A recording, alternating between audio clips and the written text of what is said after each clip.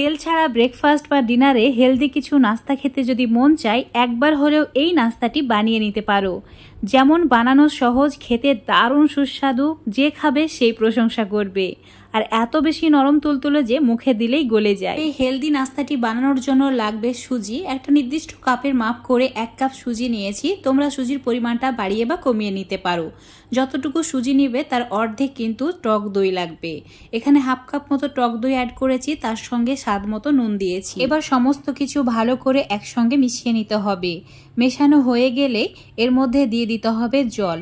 যতটুকু সুজি নিয়েছি তার অর্ধেক জল দিতে হবে, মানে 1/2 কাপ জল দিয়েছি। 1/2 কাপ দই আর 1/2 কাপ জল দিয়েই এই মিশ্রণটা রেডি করতে হবে। আর একদম ঘন করে মিশ্রণটা রেডি হয়ে গেছে, দেখতেই পাচ্ছ। তো এটা এখন 10 মিনিটের জন্য ঢাকা দিয়ে রেখে দেব, যাতে সুজি একটু ফুলে ওঠে। তোমাদের 10 মিনিট পর দেখাচ্ছি। দেখতেই পাচ্ছ সুজি অনেকটাই ফুলে উঠেছে আর খুব সুন্দরভাবে মিশ্রণটা একদম রেডি হয়ে গেছে। এবার এই সুজির মিশ্রণের মধ্যে দিয়ে দিতে হবে কিছু সবজি। এখানে দিয়েছি অল্প একটু গাজর কুচি, তার সঙ্গে দিয়েছি কাঁচা লঙ্কা কুচি। লঙ্কা কুচিটা যে যেমন ঝাল খেতে পছন্দ করো সেই হিসাবে অ্যাড করবে। তার সঙ্গে একটা ছোট সাইজের পেঁয়াজকে ছোট করে কেটে অ্যাড করেছি, বিনস দিয়েছি, আর দিয়েছি অল্প একটু ধনেপাতা কুচি, টমেটো কুচি, আর অবশ্যই টমেটোর বীজগুলোকে ফেলে দেবে, তারপর অ্যাড করবে। আর অল্প একটু কারি পাতা কুচি অ্যাড করেছি। এবার সমস্ত কিছু খুব ভালো করে মিশিয়ে নিতে হবে। এখানে আমি যে সবজিগুলো ব্যবহার করেছি সেই সবজিগুলো দিতে হবে এমন কোনো কথা নয়।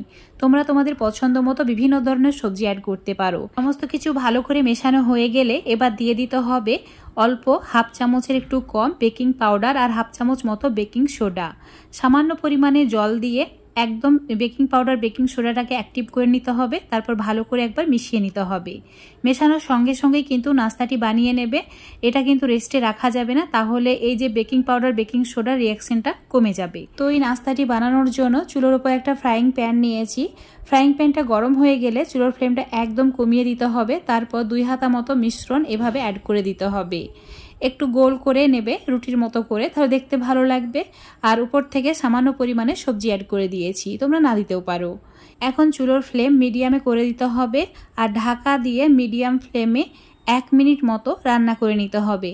1 মিনিটের মধ্যে খুব সুন্দরভাবে এটা কুক হয়ে যায়। তোমাদের 1 মিনিট পর দেখাচ্ছি। দেখতেই পাচ্ছ একদম ভালোভাবে কুক হয়ে গেছে।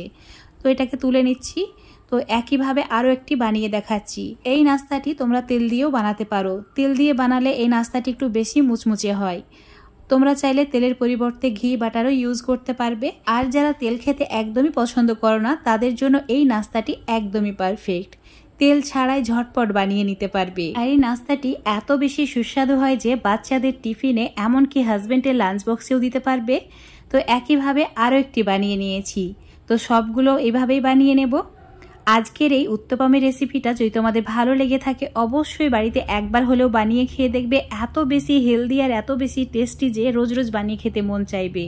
আর বানানো তো খুবই সহজ। আজকের এই রেসিপিটি যদি তোমরা ফেসবুক পেজ থেকে দেখো, অবশ্যই পেজটাকে ফলো করে নেবে। আর ইউটিউব থেকে দেখলে চ্যানেলটাকে সাবস্ক্রাইব করে রাখবে আরও এরকম রেসিপিগুলো পাওয়ার জন্য। এই ভেজিটেবল উত্তপম তোমরা যে কোনো চাটনির সঙ্গেই সার্ভ করতে পারো।